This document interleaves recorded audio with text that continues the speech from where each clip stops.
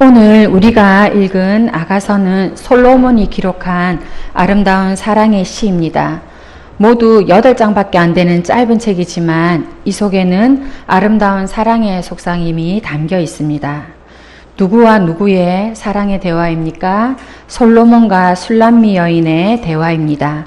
솔로몬은 평화를 의미하는 샬롬이라는 단어에서 가져온 이름입니다. 그래서 솔로몬은 평화의 왕 예수님을 예표합니다. 또한 솔로몬의 사랑을 받는 이 술람미 여인은 예수님의 사랑을 받는 성도들, 즉 우리들을 가리킵니다. 그래서 솔로몬과 술람미 여인의 사랑 이야기이지만 그리스도 예수 그리고 성도의 깊은 사랑의 이야기가 이 아가서에 담겨 있습니다. 조금 전 우리가 읽은 2장 10절 말씀이 이렇게 시작되는데요. 우리 2장 10절 말씀을 함께 읽도록 하겠습니다. 시작.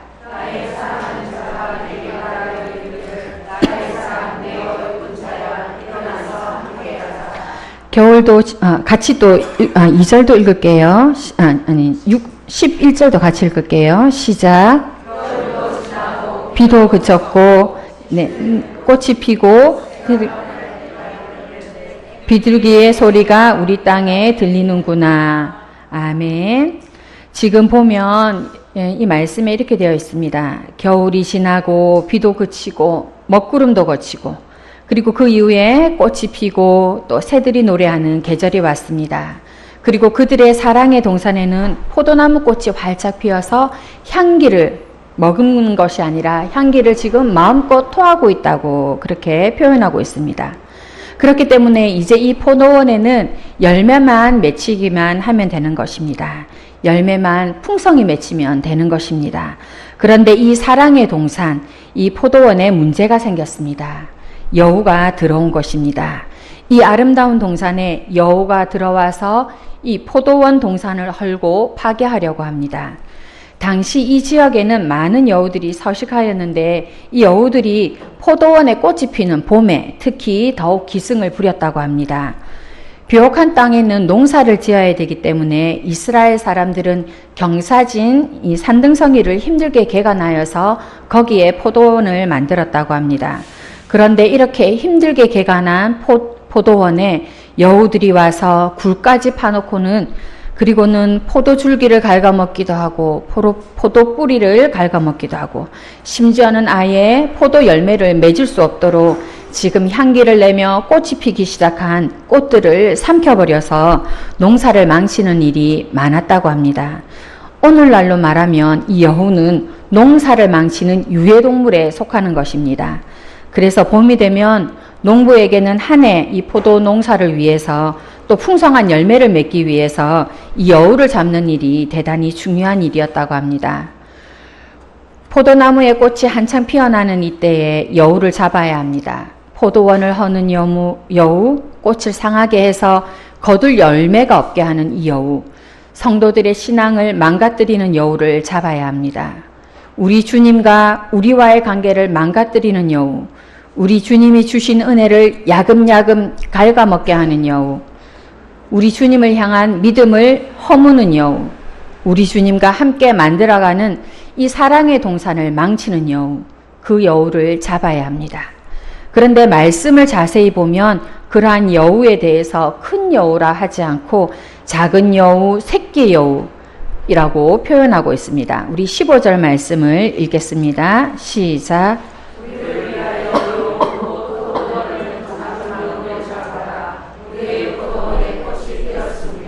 아멘. 우리는 이 말씀을 통해서 작은 여우의 위험성을 알 수 있습니다. 작기 때문에, 사소하기 때문에, 또 소홀해지기 쉽기 때문에 우리가 위험한지 모르고 있다가, 방심하고 있다가 위험해질 수 있습니다. 간혹 문제가 큰 곳에서 일어나기도 하지만 사실은 사소하고 작은 곳에서 비롯된 문제들이 많이 있습니다. 특히 영적인 문제일수록 우리는 더욱 긴장을 늦추지 말고 늘 작은 것에서부터 경계를 늦추지 말아야 하는 것입니다. 실제로 우리 속담에서도 호미로 막을 것을 가래로 막는다라는 말이 있지 않습니까? 작은 것을 무시하다가 결국 엄청난 수고와 때로는 엄청난 대가를 지불해야 될 때가 있는 것입니다. 포도원의 여우도 작은 여우이기 때문에 사람을 잘 피해 다니고 또 은밀히 교모히 숨어 있는 것입니다. 그렇기 때문에 사람들 눈에 잘 띄지 않고 감지하기가 어려워서 사람들이 놓치는 경우가 많이 있습니다. 이 작은 여우가 포도원에 교묘히 활동하여서 또 은밀히 활동하여서 포도원을 허무는 것처럼 작은 여우와 같이 우리가 대수롭지 않게 여기는 것, 작은 것으로 생각하는 것, 그래서 우리의 생활에서 일어나는 아주 사소한 일들, 쉽게 지나치기 쉬운 것들, 그런 것들이 우리의 심령을 교묘히 파고 들어와 영혼을 갉아먹거나 믿음 생활을 방해하거나 하나님과의 관계를 무너뜨릴 수 있습니다. 이 시간에는 그러한 것들 가운데서 사소한 것 같지만 잘 관리하지 않아서 우리의 믿음이 막히게 되고 우리의 영혼을 어둡게 하고 또 하나님과의 관계를 무너뜨리는 작은 여우, 우리 내면 안에 있는 작은 여우, 우리 감정에 대한 부분들을 좀 이야기해 봤으면 좋겠습니다. 우리는 인생을 살면서 참 많은 사건들을 경험하고 문제들을 만나게 됩니다. 주변 상황에서 일어나는 문제, 사건들, 또 가족 간에 일어나는 일들, 일터에서의 생활들, 인간관계 속에서 우리는 여러 감정을 겪게 됩니다. 희, 노, 애, 락. 이렇게 사자성어로 표현되는 우리의 인생이기 때문에 여러 가지 일들이 일어날 수 있습니다. 또 여러 가지 일들이 일어나는 것이 당연한 것입니다. 그리고 이러한 사건과 상황들이 우리 자신들에게 어려움을 줄 수 있습니다. 그러나 어떤 경우로 보면 아무리 사건과 상황이 큰 것이라고 할지라도 그것을 잘 이겨내는 사람이 있는가 하면 어떤 경우는 사소한 상황일지라도 또 문제가 좀 작다 할지라도 그 앞에서 무너지는 사람, 절망하는 사람을 보게 됩니다. 사건보다는 그 사건을 대하는 우리의 태도, 문제 그 자체보다는 그 문제를 대면하는 우리의 감정, 여러 일들에 대해서 우리는 어떤 감정을 가지고 있는가, 우리는 어떤 감정으로 대하고 있는가 하는 것입니다. 여러분들도 느끼시지만 문제는 별로 크지 않은데 감정이 조절이 잘 안 되어서 또 감정이 잘 정리가 안 되어서 또는 감정에 휘말려서 또는 진짜가 아닌 가짜 감정, 위장된 감정을 진짜인 것으로 착각하여서 또는 속임을 받아서 더 큰 문제로 발전하거나 일을 그르치거나 인간관계를 망치거나 하는 경우가 있습니다. 더 나아가서는 우리가 하나님께 테스트를 받는 상황인데 반대로 부정적인 감정에 휘말려서 우리가 하나님을 시험해보는 그런 경우도 있습니다. 짜증과 분냄, 좌절과 두려움, 낙심과 걱정, 비애와 연민, 원망, 인정받고 싶어하는 마음, 교만함, 판단과 정죄, 미움, 시기와 질투, 거짓과 속임. 이런 감정들이, 이런 생각들이 내 마음에 생겨나는데 마음에서 생겨나는 것, 그것으로 끝나지 않고 부정적인 감정, 연약한 감정, 또 쓴뿌리에서 솟아나는 감정들이 결국은 하나님이 마련해 주신 내 마음의 포도원까지 허물 때가 있습니다. 종교개혁자 루터가 이런 말을 했습니다. 새가 머리 위를 날아가는 것은 막을 수 없지만 내 머리 위에 둥지를 틀지 않게는 할 수 있다. 무슨 뜻입니까? 죄의 마음, 부정적인 감정이 일어날 수 있습니다. 어쩌면 그것은 죄성을 가진 우리들이기 때문에 당연한 것입니다. 그러나 문제는 새가 내 머리 위에 둥지를 틀지 말게 해야 된다. 죄의 마음, 부정적인 감정이 내 마음에 둥지를 틀지 말게 해야 된다. 부정적인 감정이 죄의 집을 짓게 해서는 안 되는데 그것을 방치해서 그것을 사소하게 여겨서 결국은 신앙생활에 영향을 미치고 하나님을 향한 믿음까지 무너지게 하는 경우가 있습니다. 창세기 4장에는 아담과 하와의 자녀였던 가인과 아벨에 대한 이야기가 기록되어 있습니다. 형이었던 가인은 하나님이 기뻐하시는 제사를 드리지 않았고 동생 아벨은 하나님이 기뻐하시는 믿음의 제사를 드려 그 제사가 하나님께 연락되었습니다. 그러자 가인은 동생 아벨에게 질투를 느꼈고 이 질투의 마음을 시작으로 해서 뒤이어 하나님에 대한 원망의 마음이 생겼습니다. 동생 아벨에게도 화를 내고 또 하나님에게도 화가 난 것입니다. 그때 하나님께서 가인에게 하신 말씀이 있습니다. 어떤 말씀을 하셨는지 우리 화면을 통해서 창세기 4장 6절 7절 말씀을 읽는데요. 새번역 성경으로 읽도록 하겠습니다. 화면 보여주세요. 우리 창세기 4장 6절 7절 새번역으로 읽습니다. 시작. 주님께서 가인에게 말씀하셨다.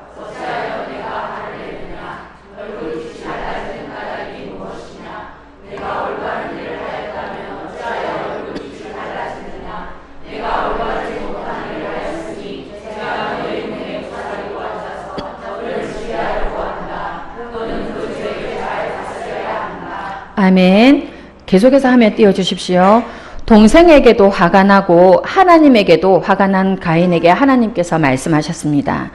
죄가 너의 문에 도사리고 앉아서 너를 지배하려고 하니까 너는 죄를 다스려야 된다. 가인, 네 마음에 있는 그 감정을 제대로 처리하지 않으면 너는 결국 죄를 짓게 될 것이다. 그러니 감정을 잘 처리해서 너의 감정을 잘 다스려서 죄를 짓지 말라. 하나님께서 지금 그렇게 경고하시는 것입니다. 동생을 향한 질투의 감정을, 하나님을 향한 이 원망의 마음을, 자신의 상황을 인정하지 않는 분노의 마음을 지금 하나님께서 다스리라고 말씀하십니다. 그러나 가인은 결국 이러한 감정들을 다스리지 않고 죄의 마음을 다스리지 않고 그 감정들을 계속해서 곱씹음으로 그 감정에 몰입함으로 그 감정에 함몰됨으로 결국 동생을 살인하는 죄를 짓게 되었고 결국은 하나님을 떠나는 삶을 살게 되었습니다. 성도 여러분, 화면 닫으셔도 됩니다. 부정적인 감정은 묵상하면 묵상할수록 그것이 죄가 된다는 것을 우리가 기억해야 됩니다. 부정적인 감정은 주님을 바라보며 주님과 교제하며 주님께서 주신 기쁨과 평안을 빼앗아갑니다. 그리고 주님을 바라보던 믿음의 시선, 이것을 가리게 해서 부정적인 감정, 연약한 감정에 빠져있는 나 자신에게 집중하게 만듭니다. 그리고 그것은 결국 자신에 대한 연민, 자신에 대한 비애, 자신에 대한 분노를 만들어내고 결국 세상을 향해서, 사람들을 향해서, 심지어는 하나님을 향해서 불평과 좌절을 쏟아놓는 악순환을 만들게 되는 것입니다. 더욱 큰 문제는 이런 감정의 상황에서, 마음이 무너지는 상황에서 하나님이 보이지 않는다는 것입니다. 눈으로만 보이지 않는 것이 아니라 마음으로도 하나님이 느껴지지 않는 것입니다. 그렇기 때문에 나를 향한 하나님의 선하신 계획, 우리 자녀들을 향한 하나님의 그 원대한 계획, 우리 가정과 교회를 향한 하나님의 그 놀라운 뜻하심이 보이지 않는다는 것입니다. 내 마음에 부정적인 감정이 너무 많은 자리를 차지하고 있어서 주님이 거할 곳이 없는 것입니다. 나의 부정적인 감정에 짓눌려져서 주님이 인도하시는 손길이 보이지 않는 것입니다. 좋지 못한 건강 때문에 우리가 부정적인 감정을 가질 수 있습니다. 경제적인 형편 때문에 또는 살아온 여건이 좋지 못해서 그리고 지금도 변하지 않는 환경 때문에 부정적인 감정을 가질 수 있습니다. 다른 사람들에게 인정받지 못하고 존중받지 못하고 사랑받지 못한 것 때문에 감정이 생길 수 있습니다. 자녀들에 대한 문제 때문에 또 열심히 일하지만 늘 쫓기는 것 때문에 고쳐지지 않는 습관, 낮은 자존감과 열등감, 경쟁하고 싶어하는 마음 등등 이러한 감정들이 우리에게 느껴질 수 있습니다. 그러나 이러한 것을 우리가 느낄 수는 있지만 문제는 우리가 이것을 다스려야 된다는 것입니다. 우리가 이러한 감정들을 다스리지 않으면 나중에는 이 감정들이 점점점 확장되어지고 또 다른 감정들과 결합되어지면서 정서적으로 영적으로 우리가 우울증에 빠지게 되는 것입니다. 결국은 죄의 마음이 부정적인 감정이 나를 지배하여서 원래의 주인이었던 주님이 우리의 마음에 안주하지 못하는 것입니다. 함께 사랑을 나누고 있는 주님이 보이지 않는 것입니다. 포도원의 작은 여우가 사람들 몰래 들어와 은신처를 만들고 활동하면서 포도원을 엉망으로 만들어 버리듯이 하나님이 마련해 주신 이 믿음의 마음에 부정적인 감정들, 죄의 감정들, 상한 감정들, 불편한 감정들이 스며들어와서 집을 짓고 결국은 주인 행세를 하는 것입니다. 부정적인 감정, 불편한 감정, 치유되지 못한 감정들은 결국 하나님이 창조하시고 인도하시고 하나님이 역사하시는 하나님 안에 있는 나에 대해서 왜곡시키고 비전을 왜곡시키고 다른 사람들과의 관계를 왜곡시키고 하나님과의 관계를 왜곡시키게 됩니다. 나의 마음속에서 일어나는 이 부정적인 감정, 제 마음을 그렇기 때문에 우리는 잘 다스려야 되는 것입니다. 그렇지 않으면 나 자신을 힘들게 하고 나의 가족들을 어렵게 하고 또 교회 공동체성을 무너뜨리게 되는 것입니다. 마음에 있는 상처 하나가, 다스리지 못한 감정 하나가 주님이 마련한 동산, 꽃이 피고 새가 노래하는 아름다운 계절을 노래하는 이 동산의 여우가 될 수 있는 것입니다. 우리는 분명 향기 가득한 포도원에 있는데도 불구하고 우리가 치유되지 못한 쓴뿌리, 상한 감정으로 인해서 우리 자신이 마치 광야에 있는 것 같은 잘못된 착각에 빠질 때가 있습니다. 주님과 함께 계심에도 불구하고 주님과 함께 계시지 않고 마치 광야에 홀로 버려진 것처럼 광야에 홀로 그렇게 고립된 잘못된 감정을 우리는 느끼게 되는 것입니다. 그러므로 우리는 우리의 감정, 우리의 상처, 우리의 마음을 잘 다스려야 됩니다. 무엇보다도 주님과 함께하는 이 자리를 흐트러뜨리는 주님과 나와의 행복한 연합을 깨트리는 이 여우를 잡아야 되는 것입니다. 주님과 나와의 이 행복한 연합을 방해하는 여우를 우리는 어떻게 잡을 수 있습니까? 솔로몬과 술람미 여인이 지금 포도원에 함께 있는 것처럼 먼저 우리는 우리 주님과 우리가 함께 있다는 것을 깨달아야 됩니다. 그리고 지금 우리 옆에서 우리와 함께 하시는 이 주님과 연합하는 것이 제일 중요합니다. 주님과 연합하여서 함께 이 여우를 잡아야 됩니다. 나 혼자 이 여우를 잡을 수 없습니다. 이때껏 나 혼자 잡을 수 있다고 생각해서 그렇게 하다가 얼마나 우리의 마음들이 많이 무너져 내렸습니까? 얼마나 많은 관계들이 무너져 내렸습니까? 또 얼마나 많은 것들이 왜곡되었습니까? 그렇기 때문에 우리 주님과 함께 연합하여 잡아야 되는 것입니다. 주님께 우리의 상한 마음, 왜곡된 마음, 깨어진 마음, 부정적인 감정들을 쏟아내야 됩니다. 주님의 사랑을 받으면서 그 사랑 속에서 우리는 신분이 변화되었습니다. 그리고 주님과의 관계도 달라졌습니다. 그렇다면 우리는 우리를 사랑하시는 그 하나님의 사랑을 의지하여서 주님이 우리를 만지시도록, 주님이 우리를 치유하시도록 강구해야 되는 것입니다. 마음과 감정뿐만 아니라 상황이나 문제나 관계가 변화가 일어나도록, 회복되도록 그것도 함께 강구해야 되는 것입니다. 우리는 그분의 사랑을 힘입어 용기를 내어서 그분의 손을 잡고 지금은 그분과 함께 일어나 사랑의 동산에 함께 달려왔습니다. 우리는 지금 꽃향기 가득한 아름다운 동산에 와 있습니다. 그리고 이 동산에는 열매가 풍성히 맺힐 것입니다. 그 동산에서 우리는 지금 주님과 교제하고 있습니다. 그러나 그 동산에서 우리는 주님과 사랑의 교제를 나누는 기쁨을 충분히 느끼지 못하고 있습니다. 주님을 향한 믿음을 굳건히 하지 못하고 있습니다. 주님이 주신 비전을 굳건히 하지 못하고 있습니다. 왜냐하면 깝죽거리는 여우들 때문에, 치유되지 못한 나의 감정들 때문에, 그리고 계속해서 솟아나는 부정적인 감정들 때문입니다. 여러분, 우리가 주님과 함께 사랑의 동산에 있다는 것을 기억하시고, 그리고 앞으로는 반드시 그 열매가 풍성히 맺을 것을 기대하면서 우리가 주님과 연합하여서 이 여우를 잡아야 됩니다.